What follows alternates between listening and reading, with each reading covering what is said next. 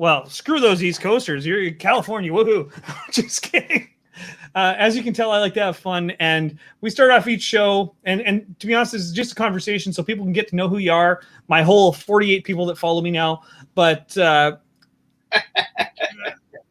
question of the week is, do you believe in ghosts? I don't actually know if I do or not. It's very funny. I didn't used to believe in ghosts at all, really, but everybody I know does believe in ghosts. And then I did a bunch of ghost hunts, celebrity ghost hunts, and we had a blast. And some stuff happened that, like, you were like, oh my God, I don't even know how that like actually happened. So maybe I do. In the meantime, I have a comic book called Celebrity Ghost Hunters. I'm one of the stars, along with Ron Russell, Kadrosha Ono Carroll, and Eileen Shapiro. Eileen, yeah. I do think that, maybe. Like, I think a lot of the ghost hunt shows are kind of bullshit and everything, but in general, I think maybe ghosts actually do exist, but not maybe like some of the shows I think are just too stupid.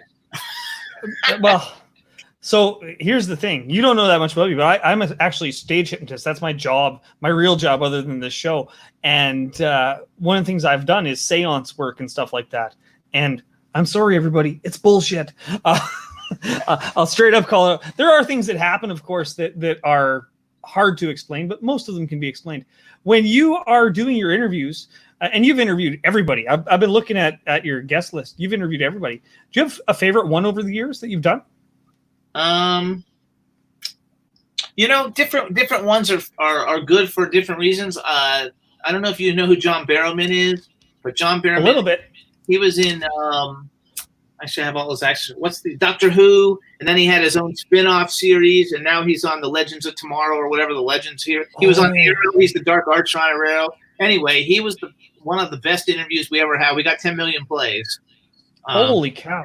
And he was phenomenal. He started out. He lives also in Palm Springs, but I didn't live in Palm Springs at the time. We lived in Pennsylvania, and it was really, really cool. And he started out, and as soon as the screen opened up with him, because it was live like this, he was like making out with a blow-up doll, and it was hilarious.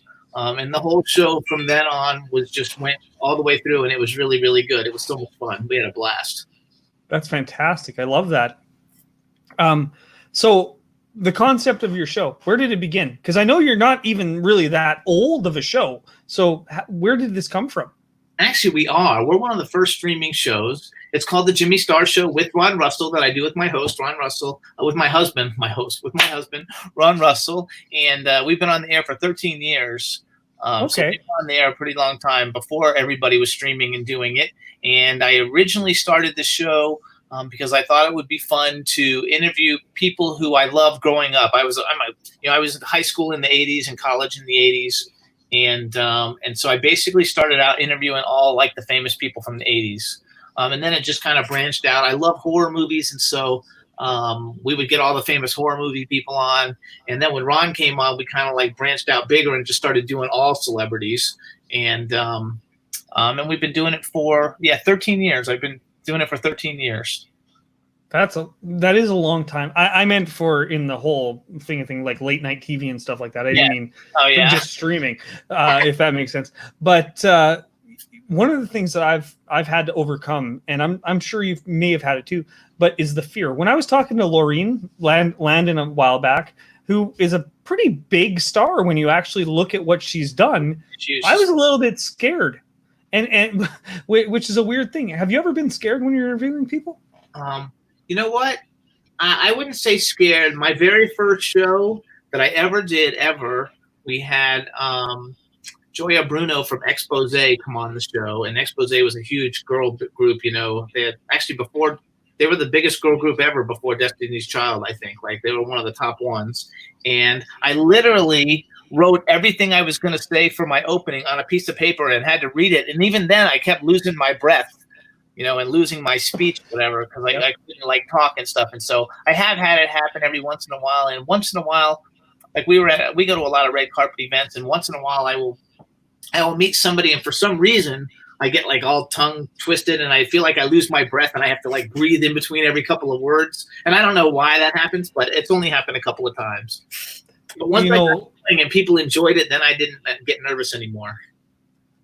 I think maybe it's just because I'm from the middle of nowhere and I consider myself smaller than all these people, if that makes sense. But everyone I've been talking to that you've sent my way has been so bloody nice.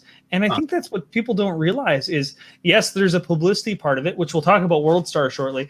But even off camera, no one's been, hey, you were a weirdo and a jerk. They've all been, Jesse, keep doing this, which is amazing. Yeah, do that. Nobody's going to be that way. And Lorene Landon is one of the sweetest people on the freaking planet. She's love her to death. Yeah, she's fantastic. So 13 years ago, when did Ron jump onto the show? Because it's still your show. You won't let him have a title, will you? It's with Ron. Yes, it's with Ron. Well, I mean, Jimmy Star, the name itself, because I've been in entertainment for 35 years or something. Okay.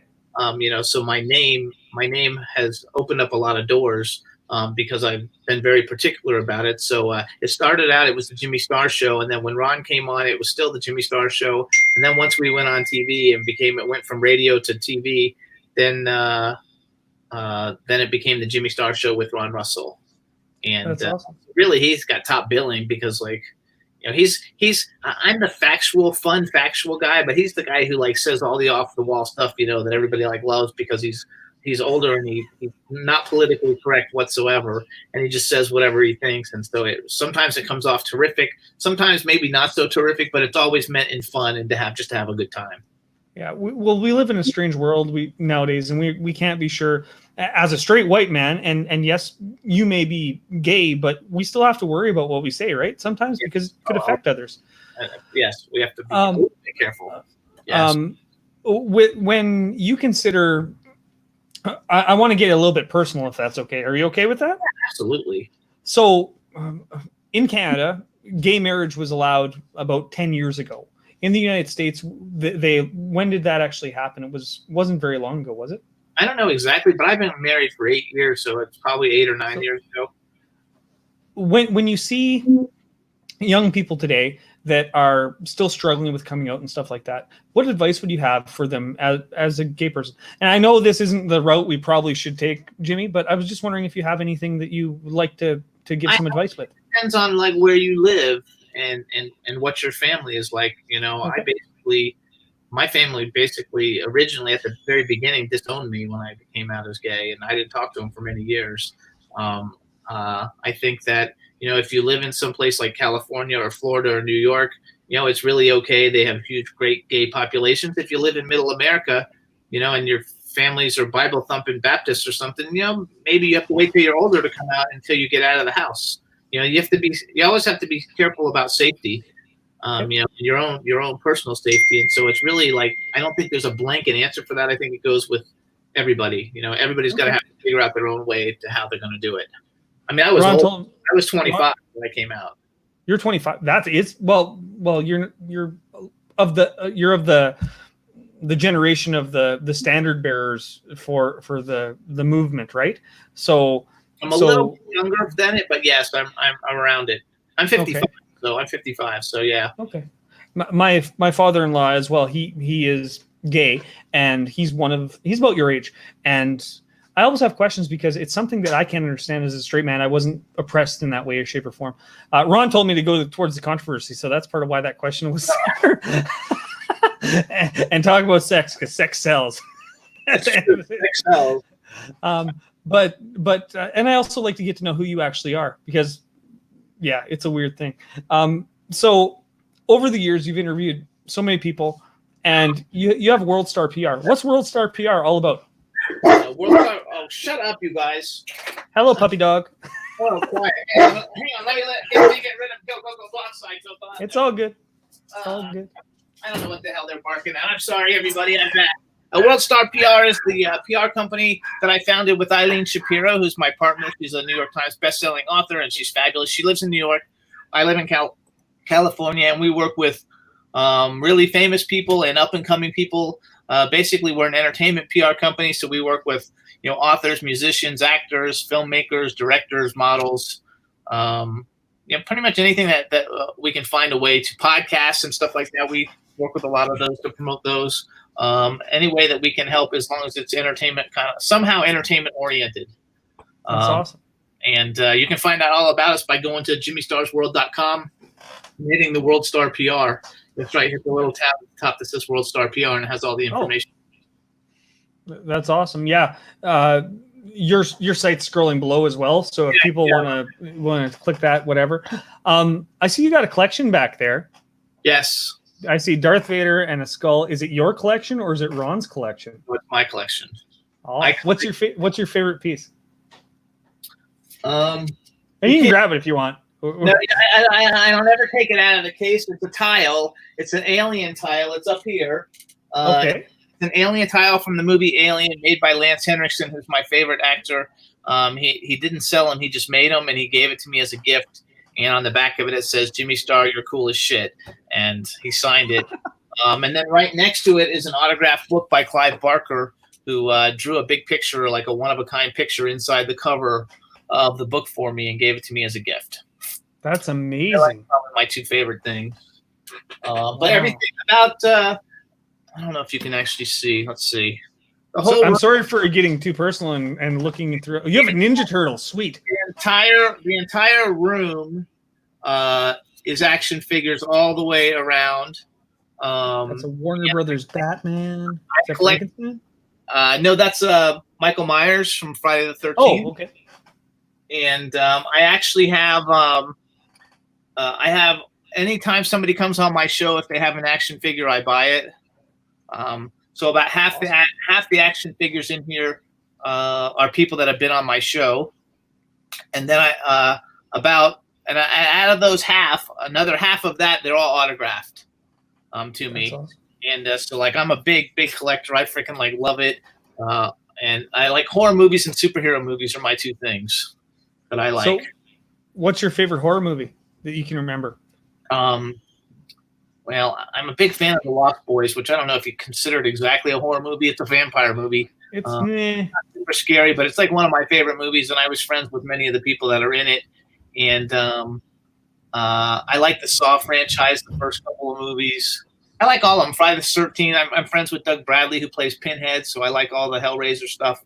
I pretty much like everything, though, whether it's a shitty horror movie or a really good horror movie. I just like horror movies. They're just fun. That's awesome. So I asked you about your favorite one. What's your favorite B horror movie that wouldn't be considered or wouldn't necessarily be put in theaters? Oh, there's a lot of those. They're the best ones. I like Night of the Creeps a lot. Okay. That's a fun one. It's hard to see when I'm like looking around to see, because a lot of times only the first ones go into the theaters. And then there's all the sequels of all the ones that come after them. But I like, I don't know. I like everything. I like all. I mean, I even like my husband Ron. He's like in a bunch of shitteroos, and I love those too. That's awesome. Where does this passion come from? Has it always been there from your childhood, or? I've always liked it. When I was a kid, I was the president of the comic book club, the local neighborhood comic book club, and I loved it. And then my parents wouldn't let me see horror movies until I was older. She knows I'm doing an interview.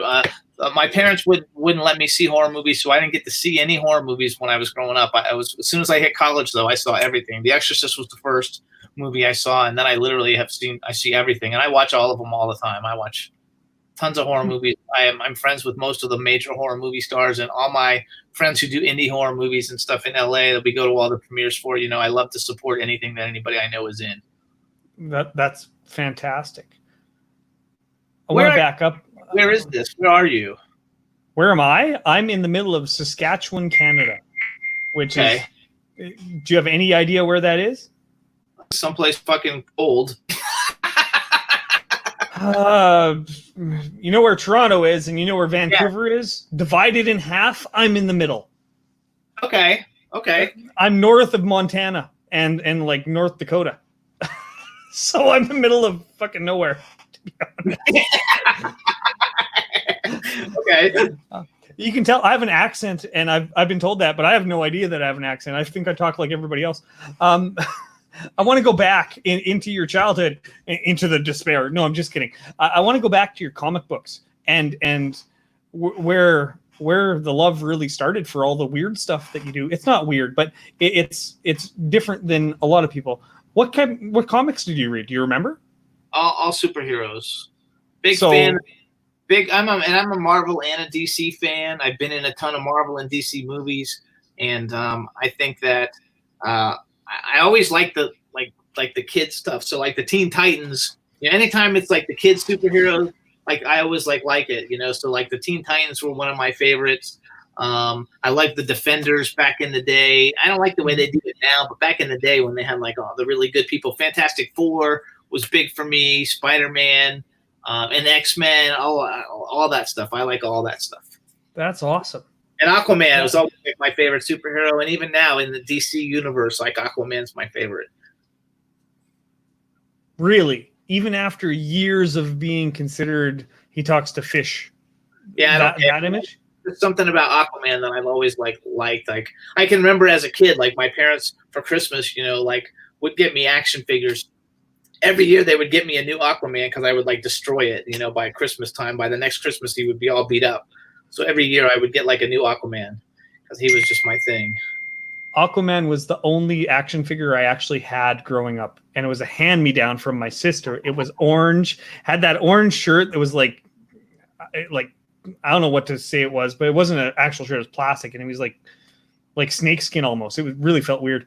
And then green pants, and the back end actually had rubbed off the pants, so it showed skin through his pants. So he had a bare ass. It was weird. Aquaman. Like I think Aquaman is just really cool. And the Fantastic Four, I've always liked a lot. I can remember reading all their comics a lot when I was young, thinking that's fantastic. The movies didn't really do them justice, but and now you got the new Batman, Robert Pattinson, coming out, and like I think he's going to be a great Batman. I'm probably one of the only people who think so, but I think he's going to be a great Batman. I think he can be a great Batman. It's been reported that he doesn't want to work out for it, but he's in great shape anyway. Batman does not have to be the biggest guy. Right. Right. He can. You look at West, and he was never the biggest guy in the show. He was always the same size as everybody else. He doesn't have to be completely jacked. Right. But Pattinson, I wouldn't want to get into a fight with him. I think he's a good actor too, and like. Yeah, I think all those like kind of kid things. So like for me, I love Twilight.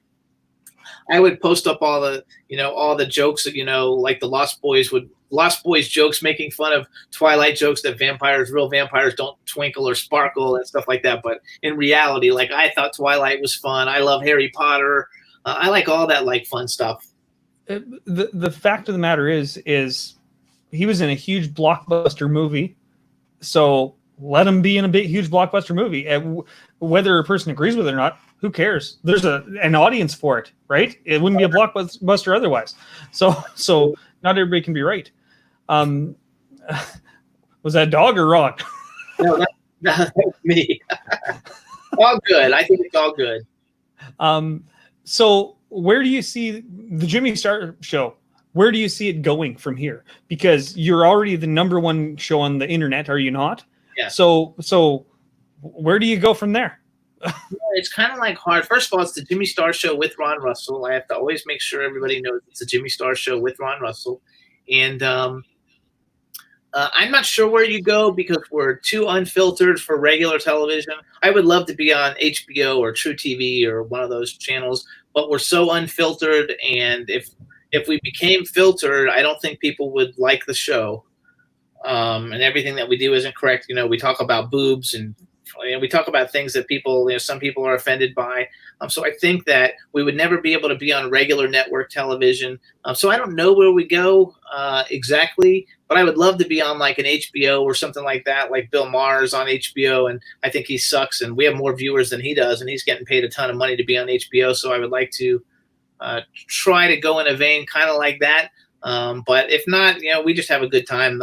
The whole thing is to have a good time. I enjoy it. I get to meet people. I get to meet people who I idolized when I was younger. I get to interview cool people. So right now it's just kind of like a fun thing. We do it and have a lot of fun. You talk about being on the networks. Do you think that from an entertainment point of view, the networks are never going to die, many of them, but we've seen viewership for a lot of things, specifically network provided, the big networks, the big four or whatever, they've slowly lost ratings. Like impossible amounts of ratings. WWE specifically, they've lost 5 million viewers over the last 10 years. Do you think that's just the internet, or do you think that there's another systemic problem with that? So many loss opportunities. There's so many places that people can tune in. It used to be there were 4 networks. Yeah. Now you got like, I don't know, we have 300. We have 300, I think, on our cable box, plus Netflix, Hulu, Amazon, and there's a new, somebody coming up every day. And I think that, as far as talk show hosts go, it's all going to streaming. I don't know if you actually paid attention, but all the late night people, when they had to like do their performances and they didn't have a live audience sitting there with them, they all failed. Every single one of them. And if you watch those shows, watch my show on a Wednesday and then watch all those shows on a Thursday, they fucking copy everything that we do. None of them are original. Jimmy Fallon, James Corden, all those guys, they copy all our shit. It's not my shit, it's Ron's shit, really. But they copy everything that we like to talk about. Anything that's not too politically incorrect that they can bring up. They all failed miserably as soon as they lost their live audience of people sitting there. Now they're copying us by going home, and now they're doing it from their homes, and they're probably doing a little bit better there. But it's very difficult to if you haven't done it, everybody thinks it's so easy. You know yourself because you're doing it. When you first get going, it's like not that easy, and once you get going and you build an audience, it gets better all the time. But I think that streaming is the way it's going to be. This is it. This is what you're going to have from now on. What it comes down to me for that is this puts the power in the people's hands. They can choose to watch whatever they want. It's not the same 4 networks or the same 12 networks anymore, right? You can make a show that is accessible worldwide, and you live and die by that show. When with the late night people, you're right, they did fail, and I think that they actually fired the people that could have pulled it off. Frankly, I think there was only one guy that could have pulled it off, and that was Craig Ferguson when he was still around. And it's going to sound bad, but I think he was the best of the modern late night hosts in this generation. I don't think any of the other. I think they're all okay, but if you notice, most of them have turned into gimmicks. Like Jimmy Fallon, the only time people watch and think it's good because he does games with people and stupid shit because he can't actually carry on a conversation. Well, if you look at the people that started it, though, you look at Carson, he literally did what we're doing right now. It was only a 10-minute segment, but literally just sat down and talked to the person. Yeah, we'll promote your crap afterwards. Not that people's stuff is crap, but that's what he did. And he was the live and die by that show. If he didn't want to promote your stuff, you could come on, but he wasn't going to promote it.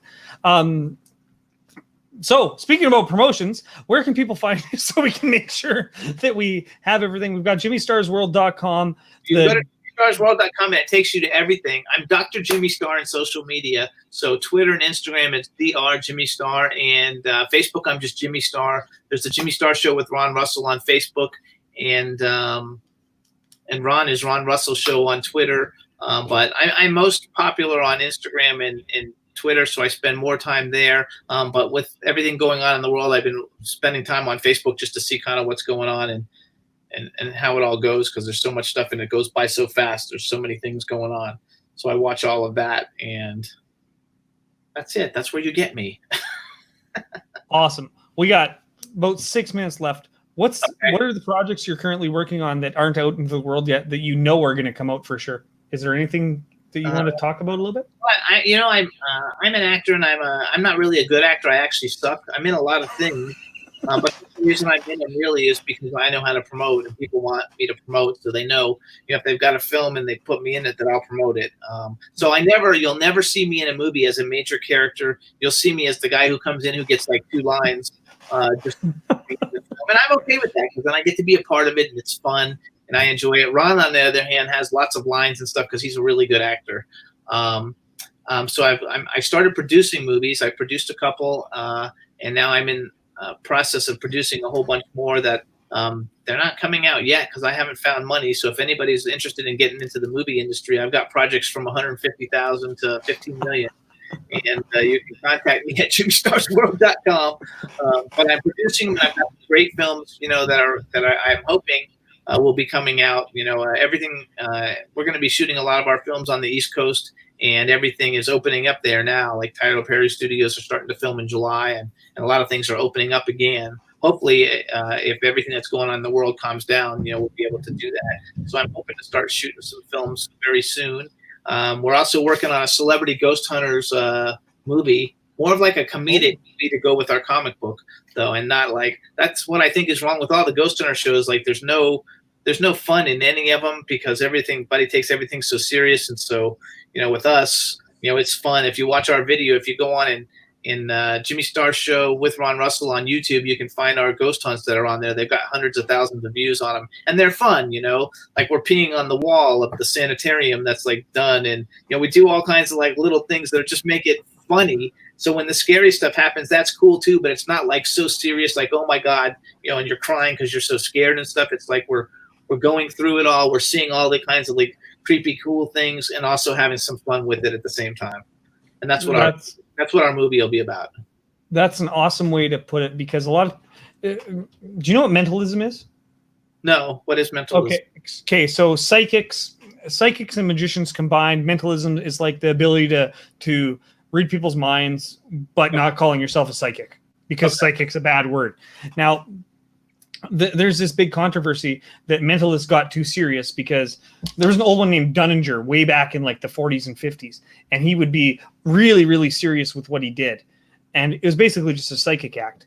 And the problem with that is he took himself too seriously. So there's a whole generation of mentalists now that take themselves way too seriously, like what they're doing is real, and everybody knows it's bullshit, but it's insane. So I think that what you're doing with the comic book and the movie is the exact right path to go, right? Because it could be real, but at least have some fun with it.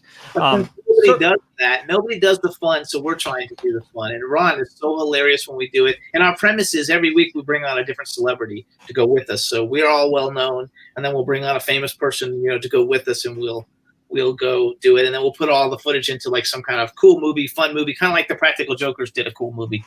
Yeah, that's awesome. We have 3 minutes left. I always ask the same question. Yeah, they're 30-minute interviews now. I've actually set a time for them. When you look at since you're on the East Coast, you're opening up a little bit now. It's important to understand that everybody's still relatively locked up everywhere else, relatively. What's one thing you've done for yourself, other than this interview, and I do mean yourself, not anybody else, today to make yourself happy? Oh, I'm fucking happy every day.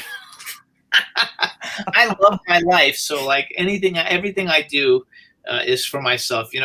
I'm a publicist, so I'm always working on promoting everybody else. When I'm doing that, I like have a little thing that plays all the movies that I don't get to watch, or the movies that Ron doesn't like and stuff. So I watch and listen to movies as I go along, and that makes me happy. I sit in my office and look at all my toys, and that makes me happy, and also helps my creative juices flow. I just got Robbie the Robot from Forbidden Planet, and that makes me happy. So I'm pretty easily pleased. I try to have a good time with everything I do. I don't do it if it's not fun. I've had the corporate jobs where I made a lot of money and I was like miserable and losing my hair and sick all the time. So I'm just very happy to, be able to support myself doing what I actually love doing. And so that makes me happy, and the rest of the stuff kind of like just goes along with it. That's fantastic. We're at 29 minutes and 5 seconds, so we've actually reached the end of the show. Jimmy, one more time, where can people find you? JimmyStarsWorld.com, at Dr. Jimmy Star on Twitter and Instagram, and Jimmy Star on Facebook. Awesome. Did you whistle, or was that somebody else? That's my phone, because somebody went on Periscope and I got a notification. Sorry. No, that was perfect timing, because you ended it. I was like, what the hell is going on? For the two people who are watching, please share the video. I'm all done with Jimmy. Jimmy, thank you so much for coming on. I would love to have you back. That's it, everybody. Let's say bye to Jimmy. Jimmy, I'm going to ask you. Thanks for tuning in. Bye, everybody. Bye.